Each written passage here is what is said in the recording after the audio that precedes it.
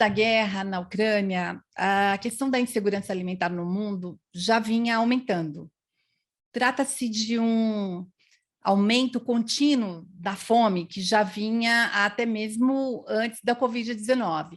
Segundo dados de especialistas do Banco Mundial, o número de pessoas passando fome em 2020 já era cerca de 800 milhões de pessoas e seguiu aumentando, somando em 2021 pelo menos mais 100 milhões no número já escandaloso da fome, configurando mais uma tragédia humanitária, né? Se a gente pode dizer assim, sem contar os mais de 3 bilhões de pessoas que não possuem renda para adquirir uma dieta saudável e nutritiva, o que é diferente de uma dieta suficientemente calórica, né, em termos de calorias, medidas em termos de calorias, que seriam necessárias para as pessoas se manterem vivas, né? O problema é que nós estamos, nesse momento, diante de uma guerra sendo travada em uma região considerada celeiro mundial. Justamente a Ucrânia e a Rússia respondiam até então por aproximadamente 30% das exportações mundiais de trigo, 30% das exportações de cevada, 20% das exportações de milho e mais de 50% do óleo de girassol. Além das commodities, Rússia e a Belarus respondiam por cerca de 20% das exportações mundiais de fertilizantes. As sanções ocidentais afetaram as exportações de potássio, amônia, ureia e outros elementos, né, outras substâncias químicas usadas no solo para, vamos dizer, engordar as plantações de soja, milho, arroz e trigo. E a guerra contribuiu para exacerbar a inflação dos preços dos alimentos nos chamados mercados emergentes e economias em desenvolvimento, e afetou duramente alguns dos países mais pobres e vulneráveis que já vinham sofrendo com os impactos da Covid-19, com os efeitos das mudanças extremas em termos de clima e com as desvalorizações cambiais, entre outros problemas. Eu sou a Neuza Maria Bojiquian, apresentando mais um número do programa do Diálogos INEU, uma produção do INCT para estudos sobre os Estados Unidos. E no vídeo de hoje, eu e o meu convidado, Tiago Lima, que é professor da Universidade Federal da Paraíba e também pesquisador do nosso INCT, vamos falar de insegurança alimentar para além do contexto da guerra da Ucrânia. A propósito, segurança alimentar é a medida da disponibilidade de alimentos e da capacidade dos indivíduos de acessá-los. De acordo com o Comitê de Segurança Alimentar Mundial da ONU, a segurança alimentar é definida com base na garantia universal, ou seja, todos os indivíduos na face da Terra, e permanente, ou seja, a todo o momento, de acesso físico, social e econômico a alimentos suficientes, seguros e nutritivos que atendam às preferências e, logicamente, às necessidades alimentares das populações. Nesse momento, eu chamo agora para discutir com a gente, então, o professor Tiago, e já vou te provocando, Tiago, em linhas com especialistas de instituições multilaterais. Você já disse em outras ocasiões que a guerra na Ucrânia não iria causar uma crise global de fome, primeiramente porque esse tipo de crise já vinha ocorrendo há tempos, e depois porque a intensificação dos seus efeitos iria ocorrer na periferia do sistema internacional, ou seja, nos países mais pobres e não nos países centrais, que sempre mantiveram sua autonomia alimentar. Então, eu gostaria que você contextualizasse o drama da insegurança alimentar, pelo menos do período de 2007 e 2008 para cá, porque esse é um marco importante desse drama, né? Nas minhas leituras para a preparação desse programa de hoje, eu apurei que no final de 2006, as causas dos picos de preços teriam sido decorrentes de uma série de fatores, ou seja, primeiro das faltas de chuvas, né? Então secas severas em países produtores de grãos, e do aumento dos preços do petróleo, que, por sua vez, causou escaladas gerais nos custos de fertilizantes, dos fretes e da produção agroindustrial de um modo geral. Um outro fator que aparece é que e você mesmo já mencionou sobre isso em algumas das suas apresentações, teria sido a demanda crescente por uma dieta mais variada, vamos dizer assim, entre as populações da classe média na Ásia, né? E a Organização das Nações Unidas para a Alimentação e Agricultura, né, a FAO, a conhecida como FAO, também levantou preocupações sobre a especulação financeira, especialmente dos fundos de hedge, especulando e levando a grandes mudanças nos preços. E ainda, somado a esses outros fatores, a queda dos estoques mundiais de alimentos, que você também já citou sobre isso. E aí a gente tem o quê? Então, tem um resultado que é essa expressiva alta mundial dos preços dos alimentos, né? No período lá atrás, de 2007 2008, mas a gente vai ver que isso ele volta, né, em outro período, inclusive no momento. Então, eu te pergunto, é isso mesmo? Ou seja, essas seriam as causas sistêmicas, vamos dizer, para os aumentos mundiais dos preços dos alimentos? Começo já passando a palavra para você, te agradecendo muito a vinda aqui, e fique à vontade e tome a palavra. Neuza, muito obrigado pelo convite, é um prazer imenso estar aqui no Diálogos, nesse programa do INCT e meu, para conversar sobre esse tema que é de interesse de todos nós, especialmente nós que habitamos os países da periferia do sistema internacional, né? Eu concordo 100% quando você diz que esta é uma crise que não vai afetar todos os países igualmente, é uma crise que vai afetar principalmente os países da periferia, né? E aí você me pergunta se esses fatores que convergiram numa grande crise na primeira década dos anos 2000, se eles continuam operando para causar a fome, né, aumentar a fome, como ela vem aumentando nos últimos anos, e eu te digo que sim. Mas, antes de a gente elaborar sobre esses fatores, que são os fatores que nós convivemos agora mais diretamente, eu acho que é importante a gente dar um passo atrás e dialogar um pouquinho sobre as causas mais profundas desta fome na periferia, né? E entre estas causas está a própria formação do sistema internacional, né? Como diz o Mike Davis, naquele livro muito interessante chamado Holocaustos Coloniais, né? Ele argumenta que a produção da fome no mundo ela é resultado da expansão do sistema de estados e, sobretudo, da hegemonia britânica que impunha um sistema capitalista, que impunha dificuldades orçamentárias por meio do padrão ouro e da importância que a Libra adquiria no sistema internacional, do endividamento dos países periféricos e também por conta da própria imposição colonial, né, hierárquica, a metrópole mandando nas periferias, e este mando sobre as periferias não tinha o objetivo de estabelecer boas condições alimentares, né?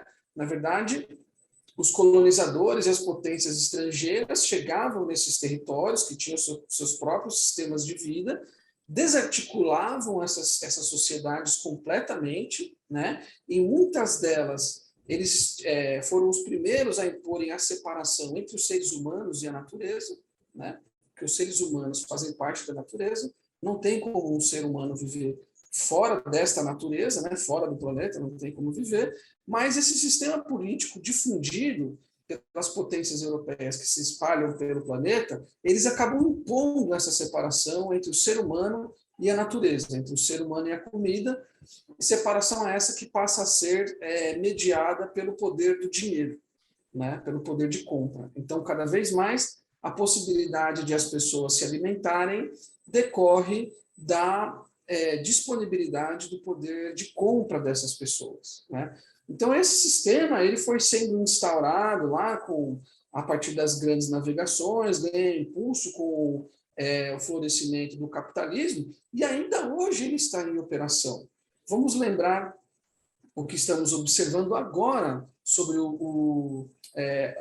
os índios isolados que estão entre Brasil e Peru.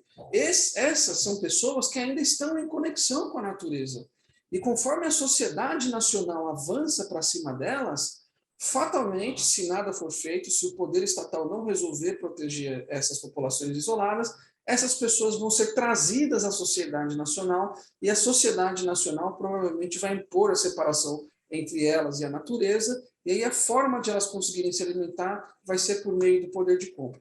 Então é um processo histórico que nós ainda estamos vivendo, e quando eu digo nós, estou dizendo todo mundo periférico ainda está vivendo com as suas peculiaridades, e existem lutas de resistência a esse movimento, que é a luta camponesa, né? Simbolizada principalmente pela via campesina, internacionalmente, e no Brasil por organizações como o MST, a Pastoral da Terra, que defendem a vida camponesa, né? Que as pessoas possam cultivar para sua subsistência, criar animais para sua subsistência num pedaço de terra e assim não depender 100% do mercado, né? Mas, como este processo de expansão capitalista avança continuamente, juntamente com a expansão das soberanias pelo sistema internacional, então, cada vez mais as porções de terra são recortadas em territórios, pelo menos legalmente soberanos, as pessoas vão sendo expostas a essa necessidade de ter renda para comprar comida, né? E o que acontece desde então, mas agora no século XX século XXI a gente consegue observar isso com muita clareza, é que o sistema internacional agroalimentar ele está tão interligado que o aumento de preços em torno daquilo que compõe a alimentação acaba promovendo a fome, produzindo a fome como um seu resultado, né? Então, a fome ela é um problema complexo de raízes profundas, mas você está correta na minha avaliação quando você diz que a alta do preço da energia, né, que ela tem reflexos sobre toda a economia, a interrupção da disponibilidade internacional de alimentos, né, aí não tanto pela baixa dos estoques mundiais, mas pelas medidas protecionistas que os exportadores colocam, né? Então, os próprios países exportadores impedem as suas exportações de alimentos para que não falte em casa ou para que o preço dos alimentos não suba, né? Então, não é que isso diminui os estoques mundiais, né, neste nosso período. Eles até aumentaram depois da crise de 2008, mas em momentos de crise, o bloqueio às exportações diminui a disponibilidade internacional destes alimentos, né? A subida de preço de energia, crise cambial nos países, ou seja, por um lado, você tem aumento dos custos de vida em geral, dos custos de produção agrícola específico, e por outro lado, diminuição do poder de compra dos países mais pobres e das pessoas mais pobres. Então, infelizmente, muitas pessoas estão sujeitas a essas condições que não têm nada a ver com a vida imediata delas.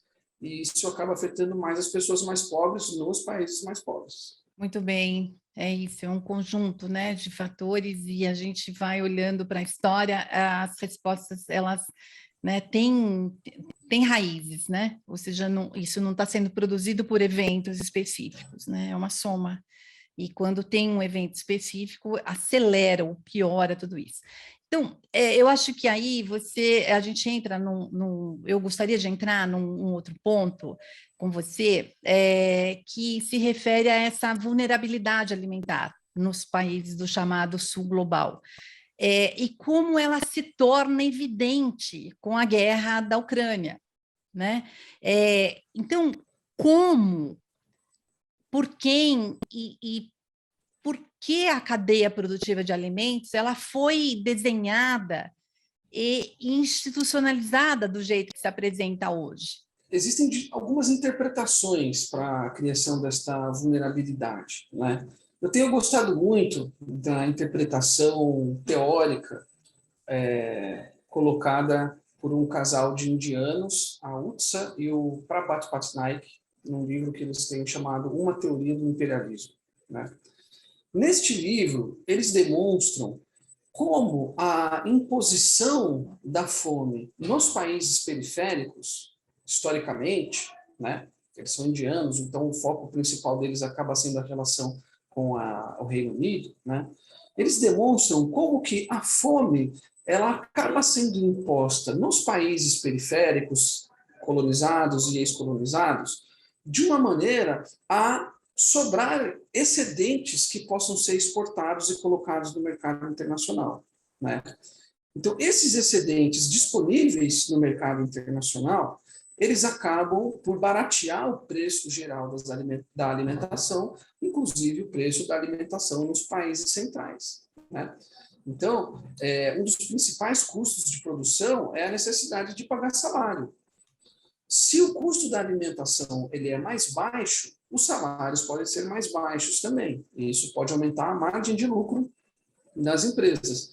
Ao mesmo tempo, pagar pouco na alimentação significa que os trabalhadores vão poder gastar o restante do seu salário com outras coisas, com educação, com saúde, mas também com lazer, né? Então, isso é uma forma de tornar a vida mais agradável, mesmo para quem é pobre nos países centrais, que tem acesso a consumo diferenciado, mesmo sendo pessoas relativamente pobres nos países desenvolvidos, nos países do centro, né?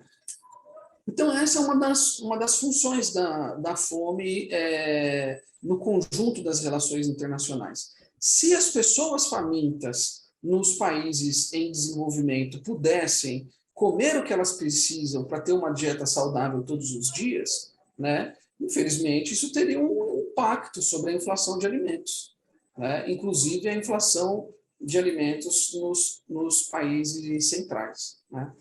Mas a fome, ela também é uma estratégia de dominação.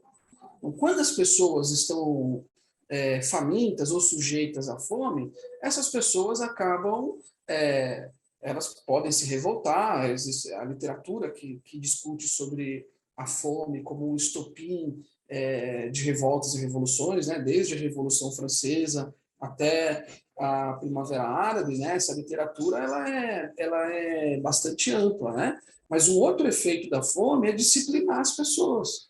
Então, as pessoas acabam aceitando, ao longo de vários períodos de fome, trabalhar por menos salários, trabalhar sem direitos trabalhistas, né? Elas aceitam a fazer trabalhos precários, né? Elas se tornam mais vulneráveis a pequenos benefícios para quem tem poder político e pode utilizar esses benefícios para fazer avançar a sua agenda, para se eleger, etc., né? Então, a fome ela cumpre diversas funções nas relações internacionais de modo geral. E tem mais uma que eu acho importante destacar, porque aí ela tem conexão com as necessidades de exportação dos países desenvolvidos, né? Em geral, as grandes potências também são agropotências. Muita gente ainda pensa que os países desenvolvidos são grandes produtores agrícolas e etc. Os países em desenvolvimento, melhor dizendo, né? As ex-colônias são grandes produtores agrícolas. Isso até pode ser o caso de países como o Brasil e Argentina, mas é mais comum que as grandes potências sejam também agropotências, que é o caso dos Estados Unidos, que a gente estuda bastante aqui no nosso instituto, né? Então, desde que os Estados Unidos começaram a se formar, eles decidiram ser simultaneamente uma potência industrial e uma potência agrícola. E o desenvolvimento da potência agrícola nos Estados Unidos criou um problemaço para eles. Eles produzem muito mais do que eles são capazes de consumir.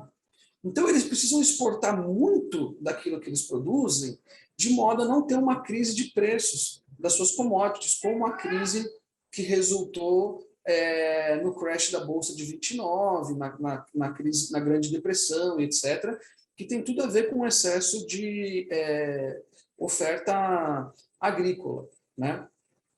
Então, isso começa com os Estados Unidos, né? Ele desenvolve essa necessidade crônica de exportação, que é uma necessidade histórica do Brasil também, de exportar algumas commodities, né? Mas no caso dos Estados Unidos, diferentemente do Brasil, ele tem necessidade crônica de exportar alimentos básicos. Então, o Brasil precisou exportar cana, cacau, café, E os Estados Unidos precisam exportar milho, trigo, que é a base alimentar da maior parte da população mundial também, né? E aí, quando as potências europeias elas perdem os seus domínios coloniais depois da Segunda Guerra Mundial, elas resolvem adotar o mesmo modelo de produção dos Estados Unidos, né? Ou um modelo muito similar. E aí, então, rapidamente, a França, as comunidades europeias e agora a União Europeia se torna uma agropotência também, com uma enorme capacidade de produção e de exportação de alimentos, né? Então, os Estados Unidos é autossuficiente na produção de alimentos e tem independente de exportações. A União Europeia também, que antes, na época colonial, era dependente da importação de alimentos, hoje ela é autossuficiente em alimentos básicos e exportadora de alimentos. E a Rússia, depois de ter sido humilhada pelo Ocidente, quando a União Soviética se desfez, né, nos anos 90, a Rússia precisou receber ajuda humanitária do Ocidente para não ter uma crise gravíssima de fome, né? Isso foi de 95 a 98, mais ou menos. Depois que isso acontece com a Rússia, e o Putin chega ao poder, ele decide transformar a Rússia numa agropotência. E aí a Rússia desenvolve os complexos agroindustriais e hoje ela é a maior exportadora mundial de trigo e uma grande exportadora de outros produtos. Então, a Rússia também adquiriu a sua autossuficiência alimentar. A China também, que teve possivelmente a maior fome registrada na história nos anos 60, né? Também é muito ciosa da sua produção doméstica, seus estoques estratégicos de alimentos, né? E Austrália e Canadá, que têm territórios enormes e população pequena, eles não são vulneráveis, assim, a questão também são grandes exportadores, produtores e exportadores de alimentos, né? Ou seja, o centro das relações internacionais é relativamente autossuficiente em alimentos. Toda grande potência que se preze defende a alimentação da sua população. Isso está no livro do Morgenthau, A Política entre as Nações. O fundamento do poder nacional é alimentar a sua nação. E as grandes potências não brincam com isso. Ao mesmo tempo, elas sabem que desarticular a produção e a capacidade de alimentação no exterior é um elemento que provoca vulnerabilidade, né? Então, não quero dizer com isso que hoje, no século XXI, eles estejam ativamente fomentando a fome como eles fizeram nos séculos passados. Mas o que eu tenho segurança para afirmar é que eles não têm a mínima prioridade, não têm como mínima prioridade o combate à fome na periferia do sistema internacional. O que eles fazem, no máximo, é contribuir para uma gestão da fome por meio das organizações internacionais ou bilateralmente, para que a fome nesses países não se torne mais grave, não crie um problema mais grave do que a fome em si. Muito bem, Tiago. Você traz aqui questões, a gente vai continuar conversando sobre isso no vídeo 2, né? E aí, então, eu retomo lá, mas por agora, a gente vai encerrando esse vídeo aqui, né? Porque a gente está aqui num tempo já limitado e, portanto, encerrando essa primeira parte da sua apresentação, agradecendo, obviamente, né? Aqui em nome do programa Diálogos, e esperando que você, meu ouvinte, nosso ouvinte, que nos acompanha aqui, que esperamos que vocês tenham gostado desse vídeo. E para aqueles que ainda não se inscreveram no canal, eu vou dizer para vocês, já fica aqui uma dica boa, que é inscreva-se e vá lá, dê um like para a gente, dê uma força para a gente. E toda vez que um vídeo novo vai ser lançado, você vai ser realmente avisado disso e poderá nos acompanhar. A propósito, então, não perca a parte 2 da conversa aqui com o professor Tiago, que vai continuar com a gente para falar sobre os impactos agroalimentares em termos de riscos e oportunidades da atual guerra na Ucrânia. Então, não deixe de assistir e curtir o nosso novo, né, próximo, vindouro vídeo que vai aqui na sequência. Muito obrigada e a gente retorna daqui a pouquinho, tá bom? Fique aqui.